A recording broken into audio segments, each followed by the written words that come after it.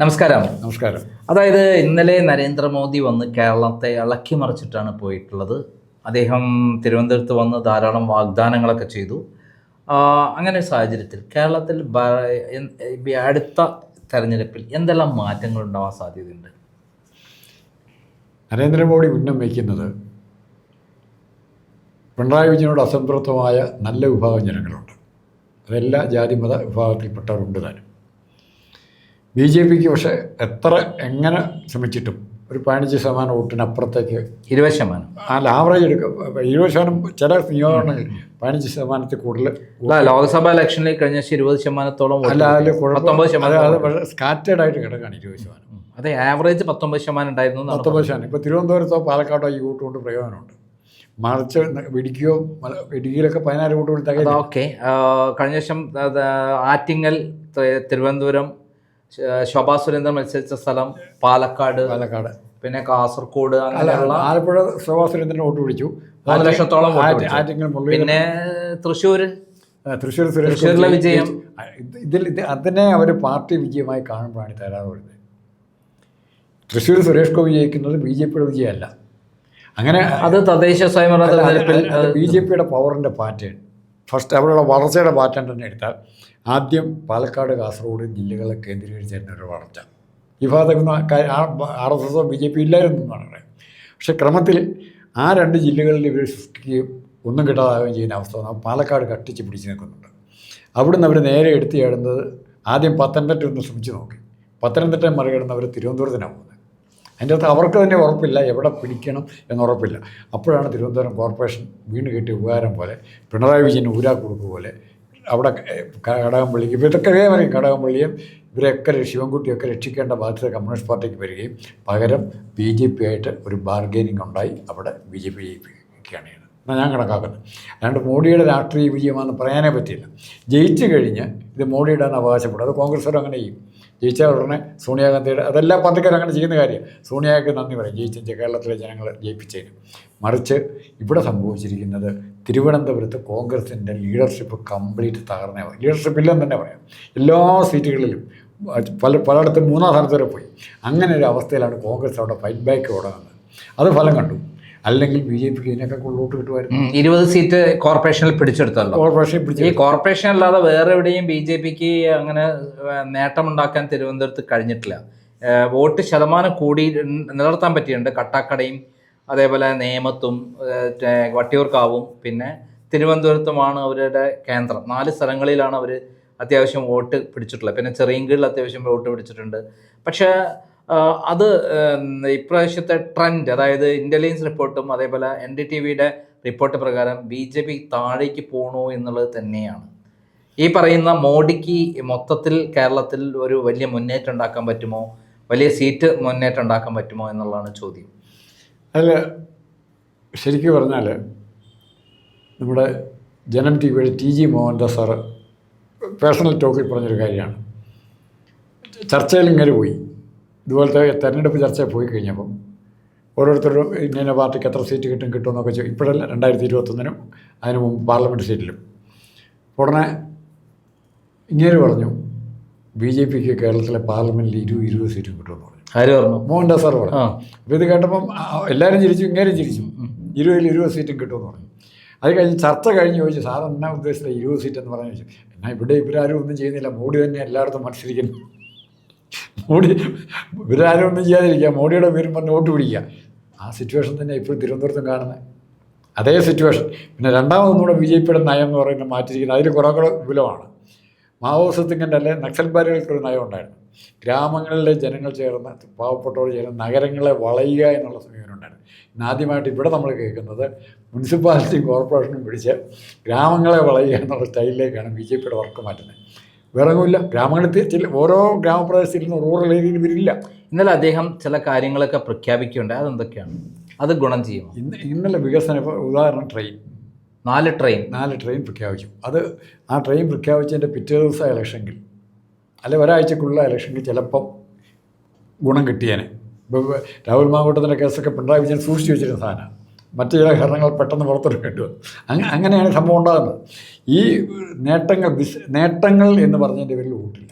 ഈ സ്വർണ്ണക്കൊള്ള ഇന്നലെ നരേന്ദ്രമോദി പറയുന്നത് സ്വർണ്ണക്കൊള്ള ഒരുത്തനും വെറുതെ വിടില്ല. അത് പറയാൻ ഒരു അർഹതയില്ലാത്ത മനുഷ്യനാണ് നരേന്ദ്രമോദി. ഇതിനു മുമ്പ് സ്വർണ്ണക്കൊള്ള മുഖ്യമന്ത്രിയുടെ ഓഫീസ് സ്വർണ്ണക്കള്ളക്കടത്തുകാരുടെ ഓഫീസെന്നുണ്ട് ഈ പിണറായി വിജയനെ അവിടെ സ്വീകരിക്കാനിരിക്കുക. ഇപ്പം പിന്നെ പോറ്റിയും ഇവരുമായിട്ട് ഫോട്ടോ എടുക്കുന്നുണ്ട്. സോണിയാഗാന്ധിയും പിണറായി വിജയനും അല്ലെ അടൂർ പ്രകാശായിട്ടുള്ള ഫോട്ടോ എടുക്കുന്നുണ്ട്. അങ്ങനെയാണെങ്കിൽ മുഖ്യമന്ത്രിയും ഇത് ഫോട്ടോ ഇടാൻ പറ്റുമോ? സ്വർണ്ണക്കൊള്ളയുടെ കേന്ദ്രമാണ് മുഖ്യമന്ത്രിയുടെ ഓഫീസിൽ നിന്ന് മറ്റാരുമല്ല പറഞ്ഞത്, പ്രധാനമന്ത്രി നരേന്ദ്രമോദിയാണ് പറഞ്ഞത്. ഒന്നാം സാക്ഷി ആരാ? ആ കേസിലെ ഒന്നാം സാക്ഷി കണ്ട ആരാ? പ്രധാനമന്ത്രിയാണ്. ആ കേസിൻ്റെ എവിടെ നിൽക്കുന്ന സ്ഥിതി? കരുവന്നൂർ ബാങ്ക് എവിടെ നിൽക്കുന്നു? അതായത് നയതന്ത്ര ബാഗേജിലുള്ള സ്വർണ്ണക്കള്ളക്കടത്തിൽ പിണറായിയുടെ മുഖ്യമന്ത്രിയുടെ ഓഫീസാണ് മുഖ്യ കേന്ദ്രം എന്ന് പറഞ്ഞ് മുഖ്യമന്ത്രി പിണറായി വിജയൻ പറ്റി പറഞ്ഞിട്ട് ഇന്നേ വരെ നടപടി എടുക്കാത്ത മോദി ഇപ്പോൾ സ്വർണ്ണക്കള്ളയിൽ എല്ലാത്തിനും പിടിച്ച് ആത്താക്കെന്ന് പറയുന്നത് ഉണ്ടയില്ല വെടിയാണ് എന്ന് മനസ്സിലാക്കാം. അല്ല, അത്രയും വലിയ ആശ്വാസം കിട്ടാനുണ്ടോ? ഇപ്പോൾ ഉണ്ണികൃഷ്ണൻ പോറ്റിക്ക് ജാമ്യം കിട്ടി, മുരാരി ബാബുവിന് ജാമ്യം അല്ല ഉണ്ണികൃഷ്ണൻ കിട്ടിയില്ല. അടുത്ത അവധിക്ക് എന്നാ സംഭവിക്കുന്നതെന്നറിയാം. മുരാരി ബാബുവിനായാലും ജാമ്യം കിട്ടിയില്ല. ഏറ്റവും പച്ച കള്ളവിടാണെന്നല്ലേ ഇങ്ങനെ ശങ്കർദാസ് മെഡിക്കൽ കോളേജ് കിടക്കല്ലായിരുന്നോ? അങ്ങനെ ഒരു അസുഖമില്ലെന്ന് പറഞ്ഞാൽ ഇപ്പോൾ സർട്ടിഫിക്കറ്റ് പ്രൈവറ്റ് ഹോസ്പിറ്റലിൽ നിന്ന് മെഡിക്കൽ കോളേജിലേക്ക് മാറ്റുക. അത് സാർ അതിൻ്റെ വിശദമായിട്ട് സാറിന് അറിയാം, താങ്കൾക്കറിയാം, അതിൻ്റെ ഡീറ്റെയിൽസ് അറിയാം. അപ്പോൾ ആ വിഷയം നമ്മളിവിടെ സംസാരിക്കേണ്ടതല്ല. അപ്പോൾ ഇങ്ങനെ ഭരണകൂടം ഉപയോഗിച്ച് എന്തെല്ലാം കള്ളത്തരങ്ങൾ ചെയ്യാം, ആ കള്ളത്തരങ്ങൾ മുഴുവൻ ചെയ്യുക പിണറായി വിജയൻ ചെയ്തുകൊണ്ടിരിക്കുന്നു. ഇതെല്ലാം കണ്ട് ചിരിക്കുന്ന ആരാണ്? ഇതെല്ലാം ഇപ്പോൾ ഓരോ സംസ്ഥാന മുഖ്യമന്ത്രിമാരും അഴിമതിക്കാരാണെന്ന് കേൾക്കുമ്പോൾ സന്തോഷിക്കുന്ന ആരാ? മോഡിയാണ് സന്തോഷിക്കുന്നത്. ഇതിപ്പോൾ ഞങ്ങളൊക്കെ പരസ്യമായിട്ട് പണ്ട് എഴുതിയിട്ടുമുണ്ട്. മോഡിയുടെ ഓരോ അഴിമതി കഥകൾ കേൾക്കുമ്പോഴും, ചിദംബരത്തിൻ്റെ അഴിമതി കഥ കേൾക്കുമ്പോഴും, കാർത്തിക്കിൻ്റെ അഴിമതി കഥ കേൾക്കുമ്പോഴും, ഇവിടുത്തെ പിണറായിയുടെ കേൾക്കുമ്പോഴും, അവിടെ ചന്ദ്രബാബു നായിഡുവിൻ്റെ കേൾക്കുമ്പോഴും, കുമാരസ്വാമിയുടെ കേൾക്കുമ്പോഴും എല്ലാം മോഡി ചിരിക്കുക. ഇപ്പോൾ പിണറായി വിജയൻ്റെ കാര്യത്തിൽ മോഡി ചിരിച്ചോണ്ടാണ് സംസാരിക്കുന്നത്. എന്താ സന്തോഷവാനായിട്ടാണ് മോഡി സംസാരിക്കുക? മോഡി ഇന്നലെ പിണറായി വിജയൻ്റെ കൈ പിടിച്ച് കൊണ്ട് നടക്കുന്നത് കണ്ടു. അത് മുഖ്യമന്ത്രിൻ്റെ ഓഫീസ് മുമ്പ് സ്വർണ്ണക്കള്ളക്കടത്ത് നടത്തിയതിൻ്റെ ഉപകാരമായിട്ടാണോ നടക്കുന്നത്? അല്ല, കല്യാണ പെണ്ണിനെ കാരണന്മാർ കൈ പിടിച്ച് ആർക്കെങ്കിലും കുടിക്കും. അതുപോലത്തെ അത്രയ്ക്ക്. അതായത് കേരളത്തിൽ പിന്നെ പിണറായി വിജയനെതിരെയുള്ള സ്വർണ്ണക്കള്ളക്കടത്ത്, ഡോളർ കടത്ത്, ലൈഫ് മിഷൻ തട്ടിപ്പ്, അതേപോലെ കരിമണൽ കടത്ത് തുടങ്ങിയുള്ള സകല കേസുകളും പ്രതിയാവേണ്ട പിണറായി വിജയനെ സംരക്ഷിച്ച് BJPക്ക് ഇത്തവണ ഉറപ്പ് കൊടുത്തിരിക്കുകയാണോ? എത്ര സീറ്റ് കൊടുത്തിട്ടുണ്ടോ ഉറപ്പ് BJPക്കാണ്? BJPക്ക് 10 CPM കൊടുക്കാൻ ഉദ്ദേശിക്കുന്നത്. പക്ഷേ BJP ആ 10ൻ്റെ കെയർ ഓഫിൽ കൂടുതൽ 15 മേടിക്കാൻ നോക്കും. പക്ഷേ ഇവർക്ക് രണ്ടു കൂട്ടർക്കും അറിയാൻ പറ്റാത്ത കാര്യം, BJPക്ക് വോട്ട് ചെയ്യാൻ നോക്കി നിൽക്കുന്ന അണികളല്ല CPM, താഴെത്തട്ടിലുള്ളവർ. അതുപോലെ തന്നെ അല്ല 10,000 1000 അല്ലെ 2000 പേര് മാറ്റാം. അതുപോലെ തന്നെ BJPയുടെ അണികൾ ഇങ്ങോട്ടും ചെയ്യില്ല. അതായത് ശരിക്കും പറഞ്ഞാൽ ഞാൻ പറഞ്ഞു കഴിഞ്ഞാൽ ഇവിടുത്തെ കേരളത്തിലെ BJP നേതാക്കന്മാരാണോ നരേന്ദ്രമോദിയെ പറ്റിക്കുന്നത്? അതല്ല കേന്ദ്രത്തിലുള്ള അമിത്ഷായും മോദി തന്നെയാണോ ഈ പിണറായി വിജയനെ നേരിട്ട് ഏറ്റെടുത്ത് ഇവിടുത്തെ പ്രവർത്തകരെ പറ്റിക്കുന്നത് എനിക്കറിയില്ല. എന്തായാലും BJP പ്രവർത്തകരെ ഇവർ പറ്റിക്കുന്ന നേതാക്കന്മാർ എന്താ സംഭവിച്ചാൽ, ഇവിടെ BJP വളരാൻ ഏറ്റവും നല്ല മാർഗം CPMനെ തകർക്കുക എന്നുള്ളതാണ്. CPMനെ തകർക്കുക എന്നുള്ളതിൽ ഏറ്റവും തെളിവോട് കൂടിയിട്ട് കിടക്കുന്ന സാധനങ്ങളാണ് ഈ കേസെല്ലാം. പിണറായി വിജയനെ കൃത്യമായി പ്രതിയാണെന്ന് വിളിച്ചു പറഞ്ഞിട്ടുള്ളത് നരേന്ദ്രമോദിയും അതേപോലെ അമിത്ഷായും അതേപോലെ K. സുരേന്ദ്രനുമാണ്. സ്വർണ്ണക്കള്ളക്കടത്തിൽ പിണറായി വിജയന്റെ പ്രതിയാണെന്ന് വിളിച്ചു പറഞ്ഞിട്ടുള്ളതാണ്. കുടുംബസമേതം ജയിലിലേക്ക് പോകുന്നു നേരത്തെ K. സുരേന്ദ്രൻ വിളിച്ചു പറഞ്ഞു. ഇപ്പം മിണ്ടാറില്ല, ഇപ്പം വായടഞ്ഞു പോയി. അപ്പം ഈ സംഭവത്തിൽ അന്നേ ഇവരെ പിടിച്ച് അകത്താക്കിയിരുന്നെങ്കിൽ BJP കേരളത്തിൽ ഭരണത്തിൽ വരേണ്ടതാണ്. ആരും സഹായമൊന്നും ആവശ്യമില്ല. ജനങ്ങൾ മൊത്തത്തിൽ പിണറായി വിജയനെ അകത്താക്കി എന്നുള്ള രൂപത്തിൽ നരേന്ദ്രൻ പൂവിട്ട് പൂജിക്കുകയായിരുന്നു. ഹീറോ പരിവേഷം കിട്ടുമായിരുന്നു, അമിത്ഷായ്ക്ക് കിട്ടുമായിരുന്നു. പക്ഷെ ഇവിടെ നിന്ന് പോയിട്ട് സ്വർണ്ണക്കള്ളക്കടത്തില് നയതന്ത്ര സ്വർണ്ണക്കള്ളക്കടത്തിലെ മുഖ്യമന്ത്രിയും പിണറായി വിജയനും മുഖ്യമന്ത്രിയുടെ ഓഫീസാണ് മുഖ്യ കേന്ദ്രം എന്ന് പറഞ്ഞിട്ട് ഇന്നേ വരെ തൊടാതെ ഈ മറ്റുള്ള കേസുകളിലൊന്നും കേന്ദ്ര കുറ്റാന്വേഷണ പിണറായി വിജയനെ മാത്രം സംരക്ഷിച്ചു കൊണ്ട് നിൽക്കുന്ന ഈ അവസ്ഥയിൽ കേരളത്തിൽ ഇനിയിപ്പോൾ ഈ ശബരിമല സ്വർണ്ണക്കൊള്ളയിലെ എല്ലാ പ്രതികളെയും അറസ്റ്റ് ചെയ്യുമെന്നൊക്കെ പറഞ്ഞ് വീമ്പത്തരം ഇറക്കിയ മോദിയുടെ ഈ വാക്കിന് വല്ല വിലയുണ്ട്. അതാണ് സ്വന്തം കള്ളനാണ്. ആദ്യം തന്നെ സർട്ടിഫിക്കറ്റ് ശബരിമലയിൽ എന്നാ ചെയ്യുമെന്നാ പറയുന്നത്. അല്ല, ശബരിമലയിൽ ഹൈക്കോടതി കൃത്യമായി നിരീക്ഷണത്തിലായതുകൊണ്ടാണ് രക്ഷപ്പെട്ടത്. CBIയോ ഈ കേന്ദ്ര കുറ്റാന്വേഷണ ഏജൻസി ആണെങ്കിൽ ഇവിടെ എന്തെങ്കിലും നടക്കുമായിരുന്നു. ഇതെല്ലാം രേഖകളെല്ലാം ഉണ്ടാക്കൊണ്ട് പിണറായി വിജയൻ രേഖ കൊടുക്കും. അവിടെ ഷോർട്ട് സർക്യൂട്ട് ഉണ്ടാവും, അത് കത്തും, രേഖകൾ നശിക്കും. ഇത്രയും അനുകൂല ഉത്തരം. എന്നാലും എനിക്ക് നരേന്ദ്രമോദിയോടും അമിത്ഷായോടുള്ള ഒരു ബഹുമാനം പോകുന്നത് എന്താ അറിയോ, ഞാൻ കഷ്ടപ്പെട്ട് ത്യാഗം ചെയ്ത് കൊണ്ടുവന്ന ലാവ്ലിൻ കേസ് ഇവരാണ് കച്ചവടം ചെയ്യുന്നത് പിണറായി ആയിട്ട്. പിണറായിയുടെ എന്നിട്ട് പിണറായി ആയിട്ട് ഒരു ബ്ലാക്ക് മെയിൽ ചെയ്തിട്ട് എത്ര സീറ്റ് വിജയിപ്പിക്കണം, മറ്റേതാക്കണം, തിരുവനന്തപുരം കോർപ്പറേഷൻ നിർബന്ധമായും വിജയിപ്പിക്കണം എന്നൊക്കെ പറഞ്ഞിട്ട് പ്ലാൻ ചെയ്യുകയാണ്. ഇന്നലെ പുതുതായിട്ട് യാതൊന്നും തന്നെ നരേന്ദ്രമോദി പ്രഖ്യാപിച്ചിട്ടില്ല. നമുക്കൊരു ബഹുമാനം കംപ്ലീറ്റ് പോകുന്ന നടപടികളാണ് അദ്ദേഹത്തിന്റെ ഭാഗത്തോട് നിന്ന് വരുന്നത്. അദ്ദേഹത്തിന്റെ പെരുമാറ്റമൊക്കെ നല്ല ഗംഭീരമായിരുന്നു. സ്ത്രീകളോട് കാലുകെട്ടുന്നതൊക്കെ നമ്മൾ ബഹുമാനത്തോടെ കാണും. ഇത്ര വലിയ ഉയരത്തിൽ നിൽക്കുന്ന ശ്രീലേഖ കരഞ്ഞോണ്ട് നിൽക്കുക, അങ്ങനെയുണ്ട്. ശ്രീലേഖനെ മേയറാക്കും എന്ന് പറഞ്ഞിട്ടാണ് കഴിഞ്ഞ ദിവസം വോട്ട് പിടിച്ച് ജയിച്ചത്. എന്നാൽ വി രാജേഷിന് ഒരു സൗഭാഗ്യം കിട്ടി ശ്രീലേഖൻ കൊണ്ട്. അല്ല, ഇതിൻ്റെ അത് ആ മെസ്സേജ് ഡെപ്യൂട്ടി മേയറുടെ കാലത്തൊട്ട് വന്നിരിക്കുന്ന ഞങ്ങൾ സ്ത്രീകളെ ബഹുമാനിക്കുന്നവരാണ്, സ്ത്രീകളെ കംപ്ലീറ്റ് വോട്ട് സംരക്ഷിക്കാൻ നിൽക്കുന്നവരാണ്. ഇത്തരത്തിലൊക്കെ ഡെയിലി കൂട്ടബലാത്സംഗം കൂട്ടമരണോ? അല്ല, എനിക്കൊരു സംശയം, പിണറായി വിജയൻ വല്ല BJP കയറാൻ പോകുന്നുണ്ടോ? അല്ല, ഇന്നലെ കൈ പിടിച്ചുകൊണ്ടാണ് എനിക്ക് സംശയം. അതാണ് പിണറായി വിജയൻ്റെ മുമ്പിൽ 2 ഓപ്ഷനുണ്ട്. CPM-ൻ്റെ നേതാവായിട്ട് തുടർന്നിട്ട് ഇനി അദ്ദേഹത്തിന് മുഖ്യമന്ത്രിയാകാൻ പറ്റണമെന്നില്ല, മുഖ്യമന്ത്രിയാകാൻ പറ്റുന്നില്ല, വേറൊരു സ്ഥാനം അദ്ദേഹത്തിന് വഹിക്കാനും പറ്റിയില്ല, പാർട്ടി സെക്രട്ടറി സ്ഥാനമൊന്നും ഇനി കാര്യമില്ല. അപ്പോൾ അതിന് പകരം കേസിനൊക്കെ രക്ഷപ്പെടും വേണം. ഒന്ന് അത് ആ ഫസ്റ്റ്. 2, ഇന്ത്യയുടെ വൈസ് പ്രസിഡന്റ് ആവുകയോ അല്ലെങ്കിൽ അതുപോലെ BJP-യുടെ കീഴിലൊരു കേന്ദ്രമന്ത്രി ഇവിടെ മുഖ്യമന്ത്രിയാക്കാൻ തന്നെ BJP സംബന്ധിച്ച ഒരു 6 മാസത്തേക്ക് താനിരുന്നു.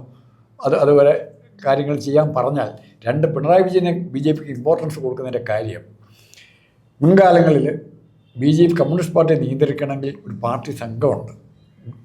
യെച്ചൂരി, അങ്ങനെ സുർജിത്ത്, വലിയ ഇങ്ങനെ വലിയ ആൾക്കാരുണ്ട്.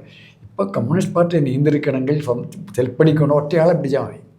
കാരണം കേരളത്തിലെ CPM-നെ കംപ്ലീറ്റ് നിയന്ത്രിക്കുന്ന ഒറ്റയാളേ ഉള്ളൂ. അപ്പൊ അങ്ങേര് BJP ചേർന്ന് കഴിഞ്ഞാൽ പ്രശ്നം പരിഹരിച്ചു.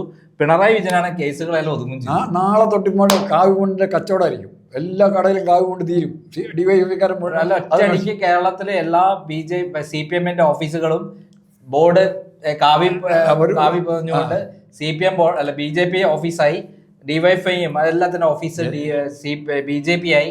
ഒറ്റയടിക്ക് കേരളം മൊത്തത്തിൽ ത്രിപുരയും ബംഗാളും കൊണ്ടുപോയ മാതിരി കേരളത്തിൽ ഇപ്പം നമുക്ക് അല്ല, ഇന്നലെ എന്റെ കൈ പിടിച്ച് കൊണ്ടുപോകുന്ന രംഗം കണ്ടിട്ട് എനിക്ക് തോന്നുന്നത് വിനയത്തോടെ മാത്രമേ ഉള്ളൂ. അല്ല, കൊണ്ടുപോകുന്നത് കണ്ടിട്ട് പിണറായി BJP-യിലേക്ക് തന്നെ എന്നുള്ളതാണ് ഞാൻ മനസ്സിലാക്കുന്നത്. അപ്പം അതിനൊരു മുന്നറിയിപ്പല്ല, ഒരു അഡ്വാൻസ് അറിവ് കൊടുക്കാനുള്ളത്, കേരളത്തിലെ കൈത്തറി സംഘങ്ങൾ കാവുമുണ്ടിൻ്റെ ഉൽപ്പാദനം എത്രയും കൂട്ടിക്കോ. DYFI, SFI തുടങ്ങിയ പിള്ളേർ സെറ്റെല്ലാം കൂടെ ഇത് മേടിക്കാൻ വരുന്നുണ്ട്. പുതിയ ഫാഷനാകും, ചെകുവരെയൊക്കെ ദൂരെ കളയും. ഇതായിരിക്കും അടുത്ത വേഷം. അത് ചരിത്രത്തിൽ ഭയങ്കരമായ സത്യം കണ്ടെത്തി. ഞാൻ BJP-യാണ് ഇന്ത്യയുടെ, മോദിയാണ് ഇന്ത്യയുടെ എല്ലാം ദൈവം. ഞാനൊരു ഗീതാഭക്തരാണെന്നൂടെ പറയാൻ തീർന്നില്ല. അപ്പോൾ അതോട് കൂടിയിട്ട് നമുക്ക് പറയാവുന്ന ടൈറ്റിൽ ഇതിന്, പിണറായി BJP-യിലേക്ക്, മോദി നേരിട്ട് സ്വീകരിച്ചു.